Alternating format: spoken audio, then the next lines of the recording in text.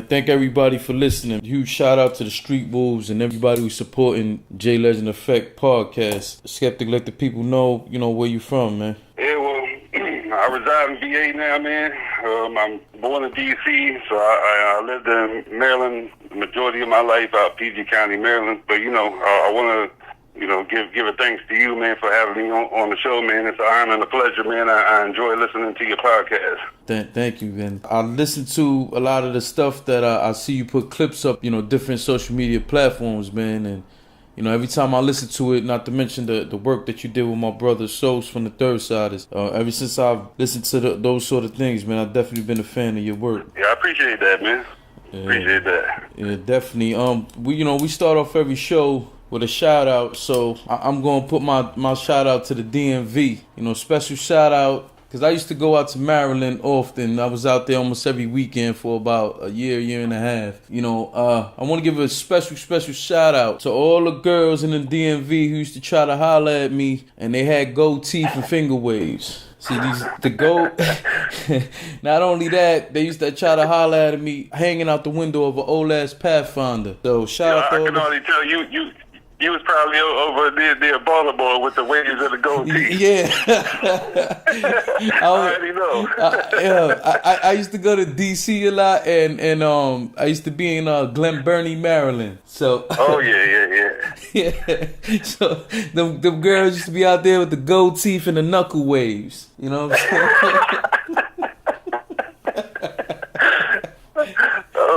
Yeah. So shout out to them girls, man. Even though I wasn't really trying to deal with most of y'all, man, I appreciate you taking the time to value my looks. So,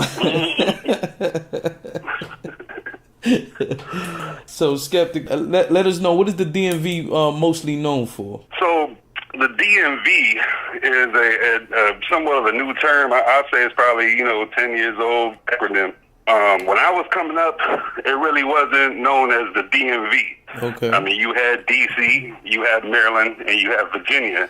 I wouldn't say there was like a separation, if you will, but it seemed to kind of become like a little more united, later on, like I said, about 10 years ago, which is good because, in my opinion, man, at least from a music aspect, there hasn't been really much support amongst each other in the music business as I see in like other markets, like New York or down south or West Coast. A lot of hating out here, man. Like not a lot of support for from artist to artist or producer to producer. Like I said, like I was born in D.C., but I lived most of my life in Maryland, and Maryland's a pretty unique place, man, because like you have the Washington D.C. suburbs in Maryland, where some places you go to, it's kind of hard to determine whether you're still in Maryland or in D.C. unless you look at the street signs. But you go further north, like towards Baltimore, you like in a different place. Like Baltimore, I lived in Baltimore for one summer. It's pretty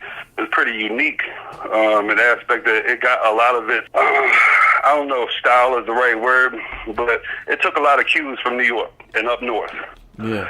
For decades, there had been an ongoing like beef or rivalry, if you will, between D.C. and Baltimore. So they ain't really like each other at all.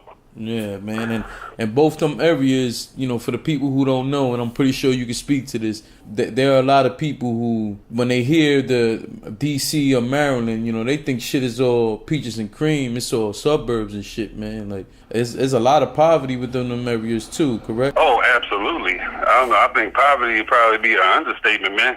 I kind of feel like, maybe this is just because I grew up around here, but, I feel like the term Section 8 was created in the D.C. suburbs.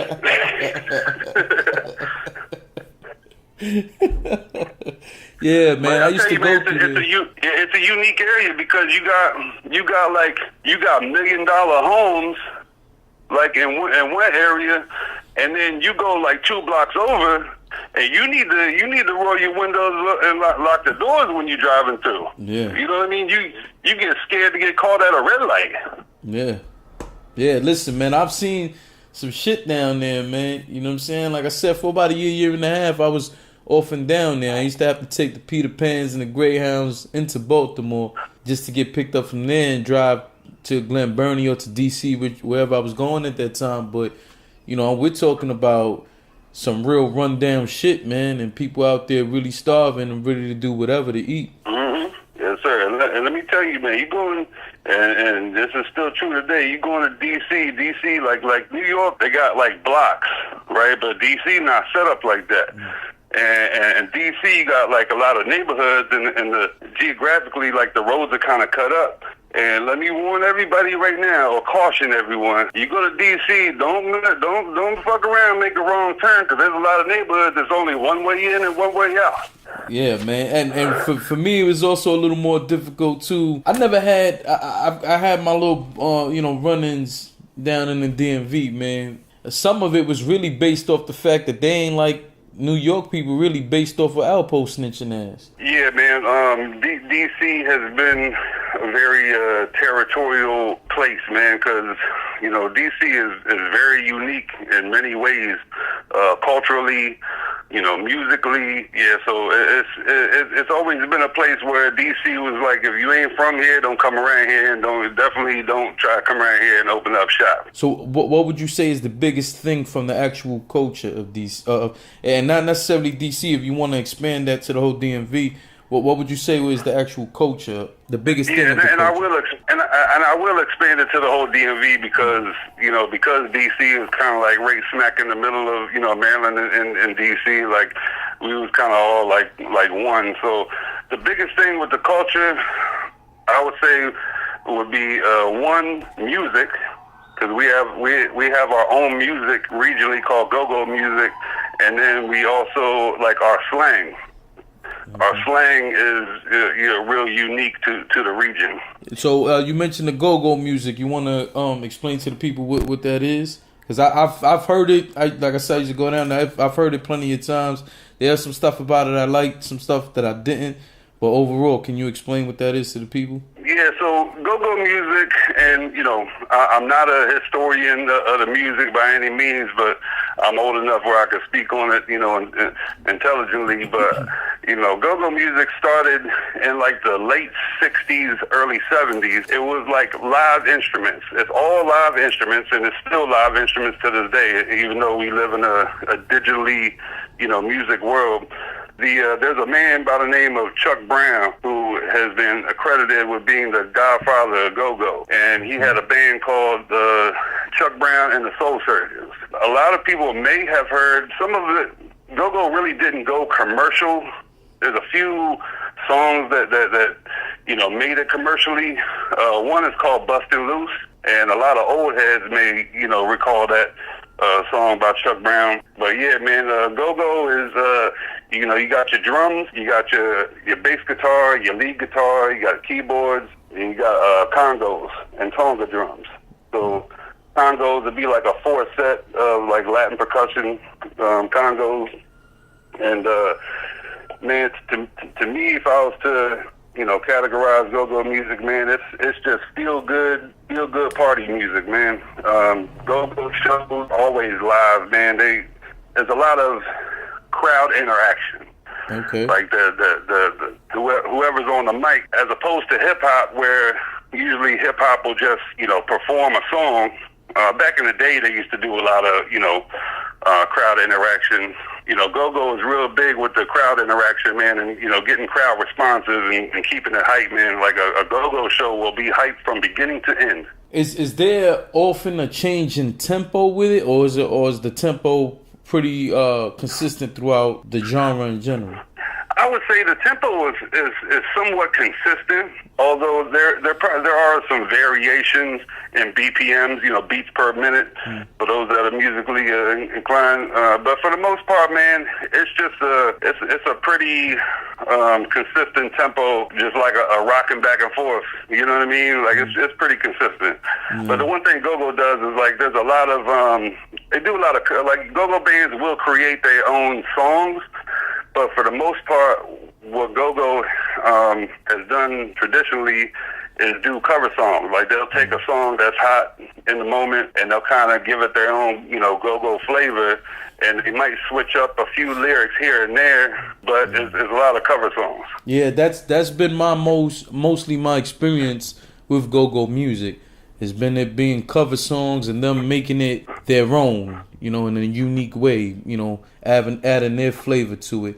And for some people who listen, you know, I have some friends from the Carolinas who they were used to. Well, they were one of the first people who put me up to the chop and screw music, like from DJ Screw and all of them. So while the sounds aren't the same, it's almost in that category where they're taking a song and just adding their whole complete style to it. Yeah, it's pretty innovative if you think about it, because it's really hard to take. It's really hard to take a real popular, you know, hip hop or soul song and give it a completely different feel, but not really lose the integrity of the original song. Yeah, definitely. At least that's been my, you know, that's been my opinion of it. In your opinion, though, if you were to suggest a particular song, is there a particular go-go song, you know, cover obviously that you have to rock to, or you would suggest somebody at least give that a chance if they want to listen to this style of music? That's a hard one.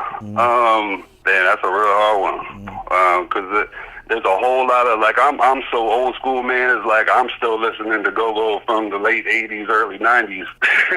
But I'm not a huge fan of a lot of the that are out here, man. So I really can't say a particular cover. But my two favorite bands, which I don't think you could go wrong listening to anything out of these two bands, is the Junkyard Band and a band called Rare Essence. Okay, Junkyard Band and Rare Essence. All right, I'm gonna make sure I check into them myself too. Yeah, and the Junkyard Band, man, that's my favorite band, and I'll tell you, they got a pretty unique story, because they came out of a housing project called Berry Farms, and that's in Southeast D.C., which is the most notorious, dangerous neighborhood in D.C. And the Junkyard Band, when they started, they did not have the finances to buy real instruments, so they started off with like 5-gallon drums, traffic cones, toy plastic horns, and things of that nature, man. And they made some of the most amazing music with that stuff. And of course, later on, you know what I mean, they got the finances to buy real instruments. But to this day, because of Junkyard, you could go out to D.C., and like in New York, you have a lot of street performers. So you know, DC got some street performers too, and you'll see these kids out on the corner with 5-gallon drums and drumsticks. Man, they playing some of the dopest like rhythms. You'd be amazed what they could do with a 5-gallon drum. Yeah, man, I bet, man, because we see it here in New York, like you said, often, and on the trains, on the streets of, like, you know, tourist areas, whatever. Like, you'll hear these people do some of the greatest music do here. And sometimes while you're trying to, you know, rush to your destination for the day, sometimes it's hard not to sit there and take a listen, because it's just so creative and, you know, it's inspiring sometimes. Absolutely, man. As many times as I've been in New York, man, I always stop and watch the street performers, because it's amazing to me. And you know, they sit out there for hours, man, and just, you know, let their talent be heard, man. And I'm always finding myself coming out the pockets, man, and give the guy or the girl, whoever it is, the, you know, money, man, for their talents, man, because I appreciate what they're doing. Yeah, definitely. We've been talking about music. You know, I want to switch gears a little bit and go more into your particular music. You know, you are a music producer. Some of your credits is from our very own Third Siders. I see on here you have Rob Ruger, Dragon, Jillian Mancini, Jimmy Bean. You know, tell me when you done work with all these people, man, what is the difference in styles for all these people who you work with? You know, Jillian Mancini, she's an R&B artist, so of course, with that being said, you know, she's a singer. So I mean, that's one of the major differences. Dragon, hopefully everybody should know who he is. He's out there Rough Rider camp. Yeah, they should with know, DMX and yeah.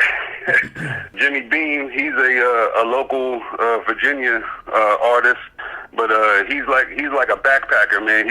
He's old school with the true traditional hip hop. Okay. And Rob Ruger, he's actually from the Bronx, so he's definitely hip hop, but he tries to stay current as well to, you know, attract the younger, you know, listening crowd. So yeah, man, I mean, everybody I deal with everybody I produce has their own sound, their own, you know, style, if you will. They're definitely not cookie cutter. We're gonna play the song by Jimmy Bean, produced by Skeptik, entitled Out Your Jurisdiction. Check it out. $100 bills. Your way out your jurisdiction. I break $100 bills. Yo, it's Beam again, and I'm back to set the record straight. I'm not coasting through life like an old roller skate. You be left to float the water, make you levitate. And I'm not playing no more, there's nothing left. Hell with a target on my back, I want it on my chest. About to be the terror in the mirror you're facing. Your face is running mascara to usher in the era. Amazing, a dilemma that's so devastating that your agenda can stop waiting. I'm phasing you out of the equation. I'm the impatient patient who needs some saving graces from planets adjacent. The brazen Caucasian who plays in dictation with no filtration. My frustration on the rise like inflation. A combination from lack of communication has got it complicated for compensation. But I've gotten confirmation that everything you have has been confiscated. Your way out your jurisdiction. I break $100 bills. Your way out your jurisdiction. I break $100 bills. Your way out your jurisdiction. I break $100 bills. Again, y'all, that song was entitled Out Your Jurisdiction. The artist's name is Jimmy Bean, and it was produced by Skeptik. Let's continue on with the podcast. Yeah, your work with Dragon. What is the name of the tracks that people could go check out? It's called What It's Hitting For. What It's Hitting For. You can find it. Yeah, What It's Hitting For. You can find that on his SoundCloud. I believe I have it on mine too. If I don't, I'm slipping. What's your SoundCloud? Yeah. Now that you mention that, what's your SoundCloud? Skeptik Beats, and that's SKEPTIK. Okay.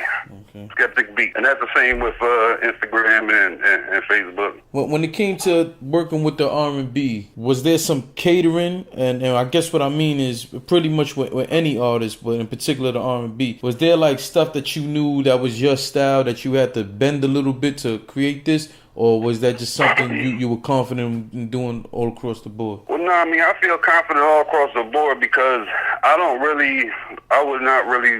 always prided myself on not having a particular style because in my mind, as far as from a business aspect, I wanted to be able to make a beat for whoever calls me, regardless of their style. So, and I wanted to do that for the purposes of making myself marketable so that I could work with anybody. So I didn't keep myself like in particular box. So whoever reaches out to me to produce them, as I want to listen, I either ask them to send me 5 very uniquely different songs of theirs, or I'll go listen to like their catalog of songs so I can get an idea of what they like, what they like to sing on or what they like to spit on, and then I'll tailor make, a beat to what they're kind of what they sound best at. Okay. You know what I mean? That's just how I do it.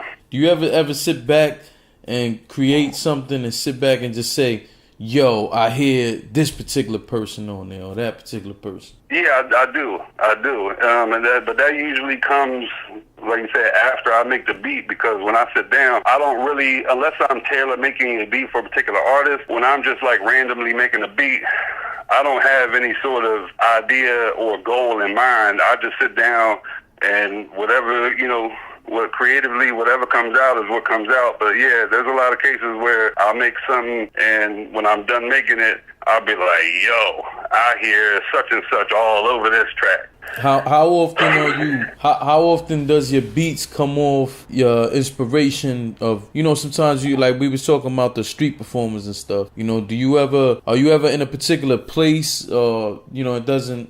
a different environment where you just get inspired to go make a particular style of beat? Yeah, man. A lot of times when I'm out, like at a club or a bar that plays a lot of music, I kind of watch the crowd. You know what I mean? I'm like paying close attention to what they responding to. Okay. So, because a lot of DJs, the radio plays what they play, right? So I really don't pay too much attention to that, but I pay attention to what the DJs are spinning in the club, because they're not always spinning, exactly what's on the radio. So if the DJ plays some off the wall, record, and I see the crowd response is heavy, I'm like, okay, so that's what people like.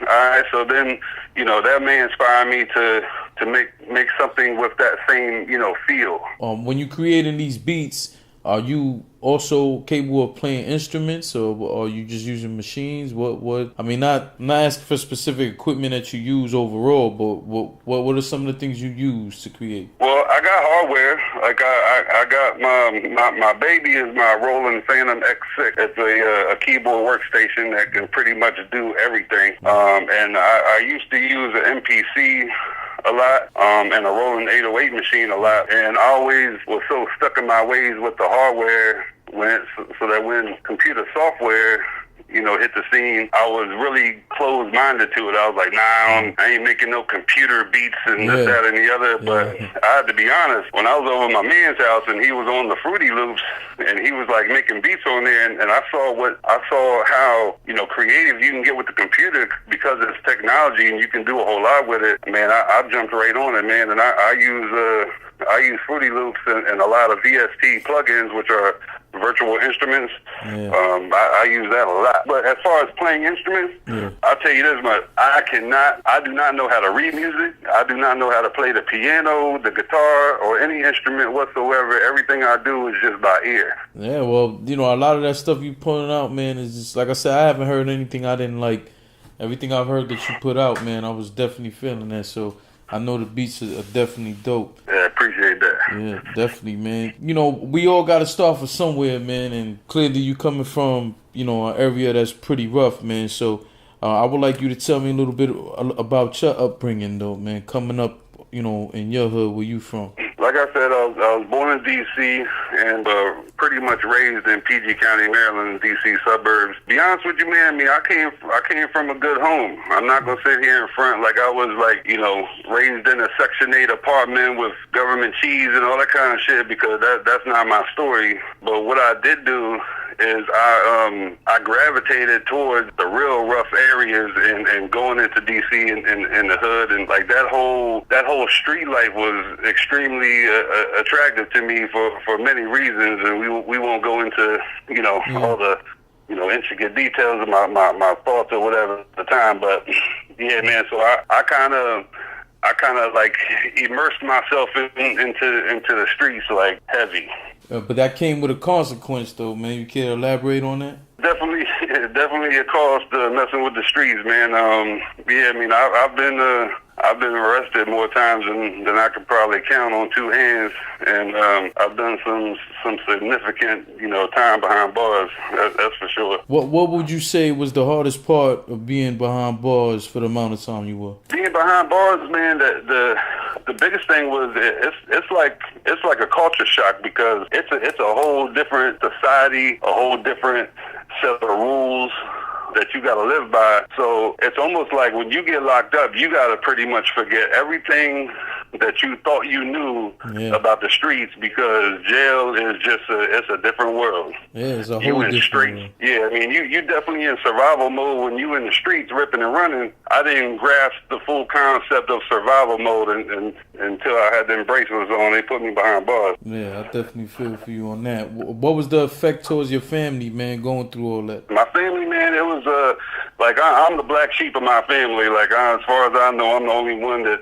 you know, went to jail and you know, was in the streets heavy and stuff like that. So I guess I would say like I was definitely a disappointment for a long time. You know, I've been able to make amends since changing my life, and you know, when I talked to my family about it, the one thing that they said that was affected them the most was the hurtful feeling that they got watching me put myself through the stuff I would put myself through. Okay. So that was big, because, you know, even with the judges, like everybody was like, man, you're so smart, you know, you got good personality, you're good with people, like you have so much potential, but you making these choices that are contradictory to, you know, what you could accomplish in life. It's kind of like people knew me before I really knew myself at the time, you know? Yeah, no, I definitely know how it is, man. I only ask to give people perspective. Oftentimes, you know, for anybody who listens to the podcast consistently, or, you know, maybe this is their first time listening, we have our time and place for everything. On here, we definitely talk about real life stuff, current events. We talk about the effects the streets had on us, you know, as well as the comedy, you know what I'm saying? So I try to give everybody a different perspective. We all coming from somewhere different. you need to go sometimes through that type of shit to really appreciate where you are now and what you're able to accomplish now. Oh, most definitely, man. And one thing that really I get in my feelings about is when somebody uses, you know, you was talking about environments and whatnot, and what I really don't like to hear is when people basically kind of say, well, they were a victim of their circumstance, or they were a product of their environment, or things of that nature. And now that I'm older and I can reflect back on, you know, stuff I put myself through, to me, that's just a cop-out to try to, you know, give an excuse as to why, you know, you got locked down and did a bid, or whatever happened to you. Now that I'm older, I can reflect back and say, you know what, it ain't got nothing to do with where I'm from or anything of that nature. It has everything to do with the decisions that I make. I had poor decision-making skills when I was younger. So it ain't about where you're at or anything like that. It's about what you're doing. What decisions are you making? Because there's plenty of people that have success stories that came from the hood. They never got involved in the hood. Yeah. They never got involved in the streets. They looked around. They took a look around and saw. They learned from everybody else's mistakes, and they said, "Man, I don't want that for myself. I want something different." And so they worked towards that. They kept their ass in the house and kept their nose in the book, and they got up out of there as quick as they could, and now they're successful. I remember people from around the way, like, and you see movies about this stuff where, like, the kid down the block was really talented in basketball. So, you know, the OGs in the hood would make sure that, you know, everybody that had bad intentions stayed clear of them, because they wanted to see them go and succeed at something that, you know, they were good at. They didn't want to see them fall to the streets. Yeah, that's happened with me, know, man. I had a young homeboy who was, you know, had a lot of promising things for him, man, and myself and a few of my crew, man. There was times that he was frustrated with us, you know, because he ain't like the way we treated him, but we tried to explain to him, man, it was for the greater good. You know what I'm saying? This ain't for you, man. Like, we got so much more to look forward to, and a lot of people don't understand that, you know, there's two things. Sometimes you get caught up in what your friends are doing, you start doing the dumb shit. And then the other thing is, sometimes you genuinely don't have nothing to do with what's going on, but you pay the biggest price for what's going on, because it's a wrong place, wrong time kind of thing. Yep, and you know, the thing that I used to hate seeing the most is somebody that wanted to be a part of the streets because it, you know, on the surface, they see the clothes, the jewels, the cars, they see the girls flocking, you know, to them, and so that's what they see, so they want that. But what they don't know is what a homeboy has to go through from, you know, 10 o'clock at night till 5 in the morning to be that. And by the time that they wake up and realize that they not built for that, it could be too late. They either paralyzed from being shot or locked up for many years just because they were trying to be a part of something that they really didn't know what was good. Yeah, I definitely agree with you on that, man. So now, you know, after going through all these things, when it finally clicked for you, you know, that it's time to make some changes, man, what was the first thing that you made a change with? Was it the people around you, or was it just the decision making? What was it? It was well, I mean, it was a little bit of all that, but the first thing that I had to do was I had to change my people, places, and things. Yeah, definitely. Because I didn't see myself having any type of chance of changing my life if I was still surrounding myself with the same people in the same places that were doing the same thing. That's almost impossible. It's kind of like a crackhead wants to quit smoking crack, but he's still hanging out in the crack house. He's going to smoke. You know what I mean? Yeah, I agree with you with that, man. Switching gears a little bit, man. You know, clearly you got a lot of things going for you now. You know, life is different for you now, man. You were promoting something, so I just want to ask you, what was your involvement with the TV show I see that you put up? Oh, Neighborhood Flip. So, yeah, and it's funny, man, like when you live in your life right and you start surrounding yourself with good people, man, good things start to happen, man. It's just funny how that happens, right? But, yeah, I got a friend of mine named DJ Chubbs, and I've known him for about 13 years, and he had a friend as a real estate agent, pretty successful at real estate, and homie created a TV show which is flipping houses. Okay. But it's a different, spin on it's not your standard house flipping show that you see on like HGTV or DIY or anything. The dude is actually going into the hood, buying houses, fixing them up, and flipping them, trying to improve the conditions that people are living in the poverty-stricken areas. And at the end of the show, like, he chooses a tenant, like a single mom or a family in need, and he puts them in the house to try to help improve their living conditions. So he apparently reached out to my man DJ Chubbs to do music for the show. And Chubbs, being the kind of dude he is, he was like, yo, I could do it. He said, but I got somebody else that I think that will really be perfect, for the show and the music that you're looking for.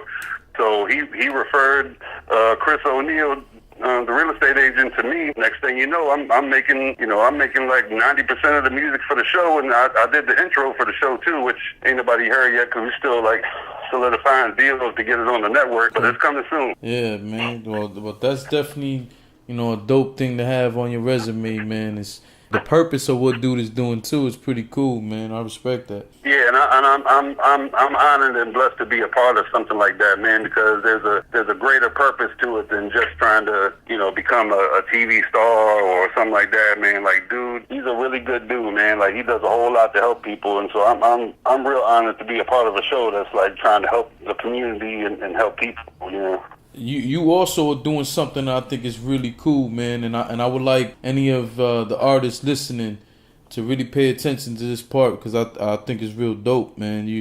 Right now you're involved yourself with a charity situation. You're selling some beats, and some of the proceeds is going to a charity. Can you explain that to the people a little bit? Yeah, so the R&B artist that I produced named Jillian Mancini, her father needed a lung transplant. Those joints are 6 figures or better to do procedures like that, and people don't have that kind of money just laying around. So I seen that she posted, the GoFundMe page, for that.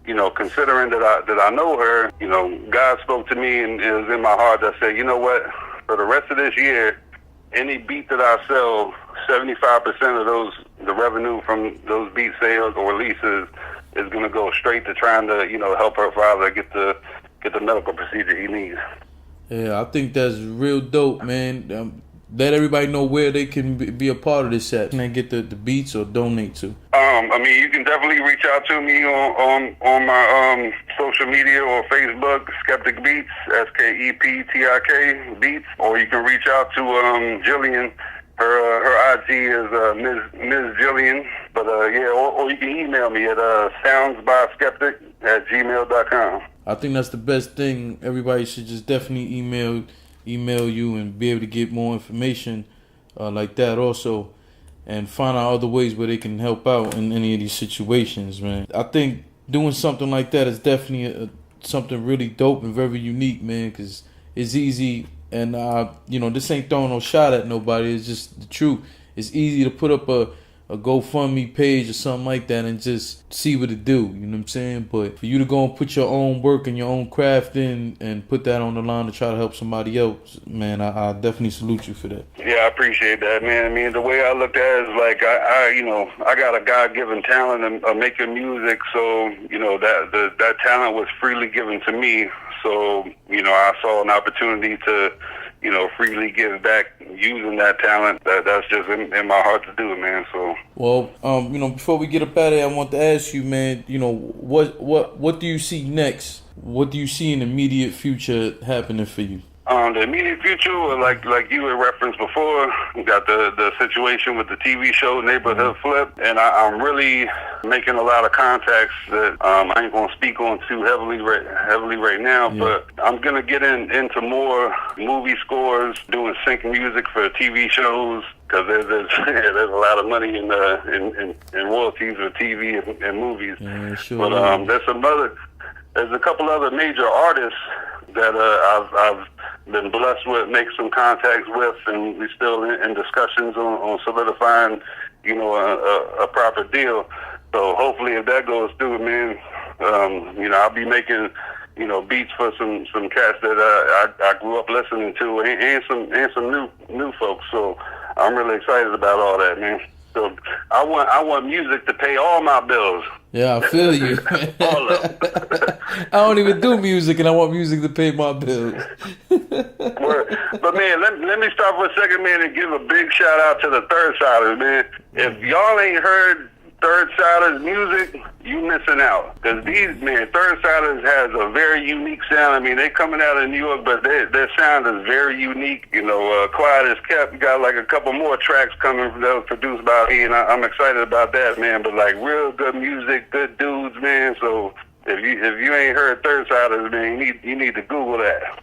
Yeah, I agree with you, man, and I'm definitely looking forward to listening to you guys' new work, man. Because like I say to everybody, man, I often post it up. For those who don't know, the track OG that was on To Whom It May Concern, I believe it was, from the Third Siders, Souls to the Third Siders, that was produced by Skeptik, man. And that's one of my favorite joints, man. I play that shit so much, really.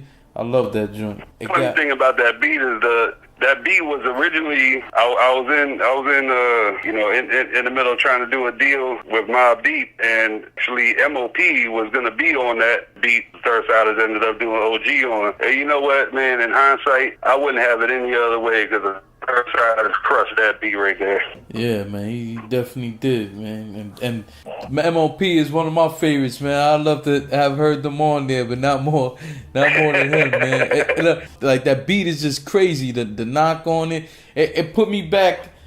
It was like a time capsule for me. You know what I'm saying? It put me back to that era. You know, when he came out, he said, man, the black hoodie and Timbs that be my work clothes. When he came with that on that beat. Like that shit that was a throwback for me, you know what I'm saying? Yeah, so said Skep said the Beast. He said this time. He said the front of the building, that lobby shit. Yeah, because that's what that was. That was lobby music. You know what I'm saying? That was all of us packed up in a lobby, either ready for war or getting money. You know what I'm saying? So we always needed that raw street shit. You know what I'm saying? So you are what you are in this world. That's either one or two things. Either you're somebody, or you're nobody. Let's go get him. Black hoodie and Timbs, that be my work clothes. A nigga came from the bottom where the dirt grows. The worst knows, gotta grind, get my Fetty on. White on the same plate, mom serves spaghetti on. I grew up on gang flicks and pot kits. Ain't nothing been hard since MOP and lot shit. I'm here to restore that, it's all facts. Lifetime bars for the guards behind the wall trap. A clone of the OGs who did work. Shooters make a mess out your teeth, just like a kid's shirt. Boss ways, wash block where the lost stays. Dark days, dark shades as I cough haze.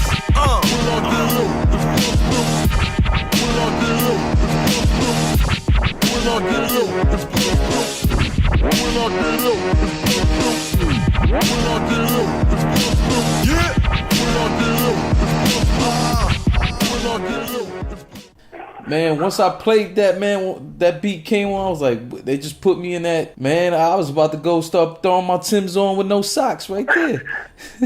And I'm gonna tell you, because I'm a '70s baby, you know, I've been a fan of hip hop since its inception, for real. You know, part of my you know, back in the day when I was ripping and running the streets, there was a time in my life where I had like, I don't know, man, 5 or 6 warrants out for my arrest, and my man set me up, and I hid out in East New York and Brownsville for about 9 months.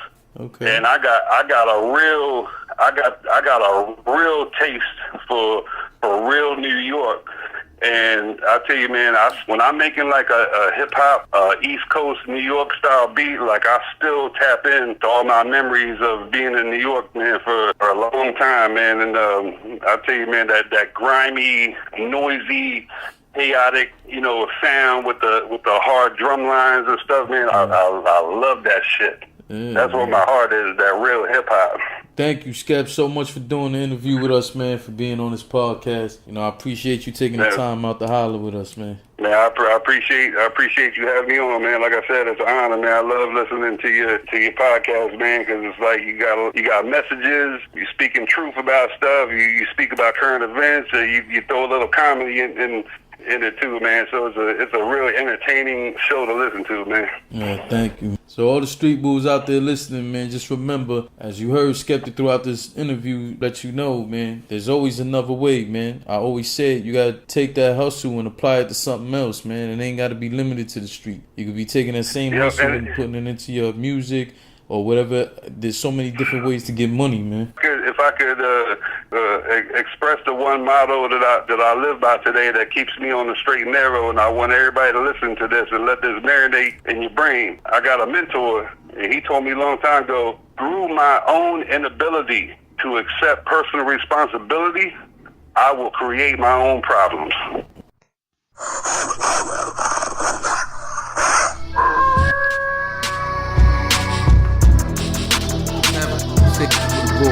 Whoa.